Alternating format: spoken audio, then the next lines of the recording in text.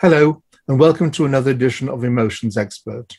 Today we're going to talk about loneliness. Loneliness is quite a big topic on its own. It affects many people in life, even people who are partnered or in their families or wherever. Loneliness doesn't have to be someone typically sat on their own, doing nothing, not watching TV or the radio or anything. You can be in a crowd of people and still feel very lonely. Loneliness is one of those problems which can only be dealt with by ourselves. Many people are wishing and hoping that somebody will come into their life or knock on their door or whatever that may be, and suddenly whisk them off their feet, and lo and behold, they're no longer lonely. They have a best mate, a best friend, a partner, someone special, goodness knows what, and they're wishing and hoping again for someone like that. And it rarely happens. To get somebody as a friend is quite often something which happens all on its own when you're not expecting it. You can go on dating sites and friendship sites and apps and whatever and try and find somebody and put all your particulars down, and they will put all their particulars down, and you could find somebody on the same wavelength. However, there's a thing which you can't get on the internet, and that's called chemistry. And it's the chemistry between two people, that empathy, the synergy, and all of those things which go together, which make you buddies, good friends. It doesn't matter what the friendship is. It could be something quite serious. It could be just something quite lighthearted. But a friend is somebody who you can pour your troubles onto without boring them. And if something's going wrong, they will tell you in no uncertain terms what to do, where to go, and how to do it. And that's only because they care for you, as opposed to some being sort of bombastic or sort of nasty. A friend is somebody you have to cultivate. It's not a one-way thing, it's a two-way thing.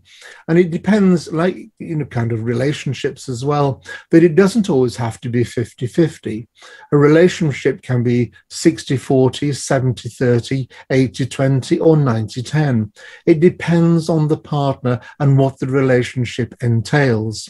It could be that you are quite a passive type of person and your friend is a dominant type of person. So your relationship could be in the region of 70-30. Providing it totals up 100, that's all that matters. And it also it's quite interesting that relationships are what they are. We've all got friends who've got good friends, and we've met our friends' good friends, and sometimes we think, what on earth did they see in that person? Why on earth do they want to be associated with that person? But that's something which is what we're looking for in somebody else, but can't see it in them because there's just nothing there. It's just a blank canvas.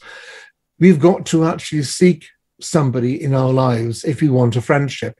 Some people are lucky because they're quite outgoing and they actually develop friendships on many levels with different people, and they're very happy with those relationships and they can cope on that level. Some people want a one-size-fits-all relationship. That one person they can go and just sit and have a drink with, or whinge and moan over the phone with, or if they're cold and bored one evening and late, they can phone up, or they can go to the cinema or theatre or go on holiday with, or just mooch around at a weekend when it's cold and wet and they don't know what to do. And that's fine as well.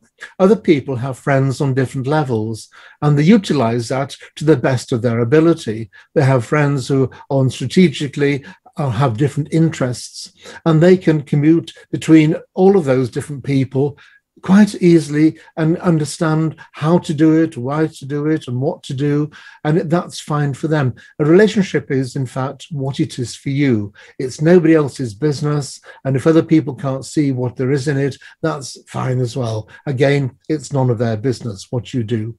But loneliness also is sometimes brought on by the individual, because many people are lonely. And you find one of the reasons why they're lonely is because they're selfish as well.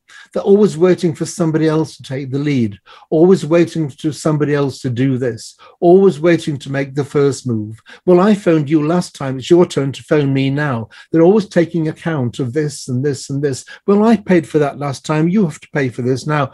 And all of these kind of things. And whilst it's quite important, you don't want to be the person who's always paying, always phoning or whatever, because if that happens, then your relationship isn't all that exciting.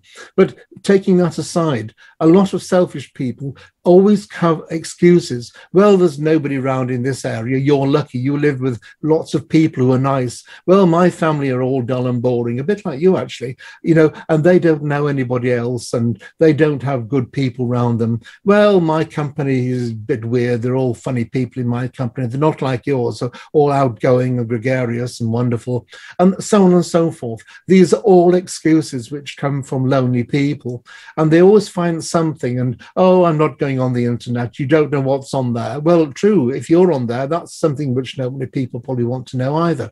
And so it's all about how you position yourself in life, what you're looking for, how you're looking for it, and what you want to do. If you go looking for friends, the chances are you won't meet any. You'll meet probably compatible people, but whether you'll actually be friends is a different ballgame altogether. What you need to do is actually commune with life, commune with other people, get out and about, see people, because some of your friends could be friends of other friends or people that your friends know that are introduced to you, and something clicks. Because if you get on with your friends, there must be some synergy somewhere for you to get on with them, unless you're just tagging along like some lame sheep. But assuming you're not a lame sheep tagging along, then you must know that these people also will have other friends which you don't know, and their friends will have other friends which you don't know, and so on and so forth. And the more you're exposed to these people, the more something is going to click, the more something is going to be sort of ideal for you. It's a very difficult thing, loneliness, but it does mean you've got to actually step outside your comfort zone. You've got to get out and about. You've got to do things which you haven't done before, and do things which you may be very nervous at doing, something which you probably caused you consternation or sleepless nights the night before, thinking, oh, what am I doing? Why am I doing this?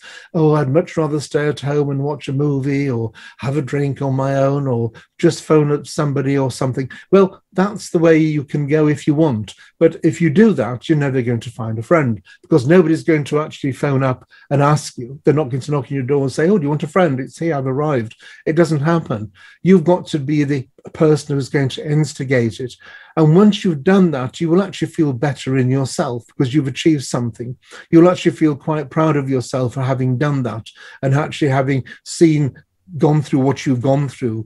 And even if you've been sweating underneath all your clothes because you're so nervous, it doesn't matter. You've done it. And that's the whole thing. You get 100 marks for actually trying.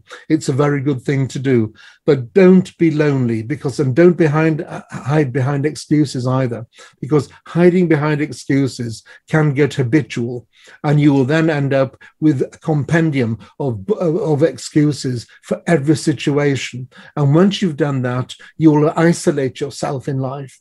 You'll isolate yourself to a state where anytime you're asked to go somewhere, you will have an excuse, or you will say yes, knowing full well in 10 minutes' time, you will send a text message saying, oh, I'm very sorry, I can't go, which is the easy option to get out, which is what people do. Don't be that person. Enjoy life. It'll make a better person of you. You'll be happier. You'll be more humorous. You'll be funnier. And life, the quality of it, will be far superior as well. So you must do this for yourself and be happy, and don't be lonely.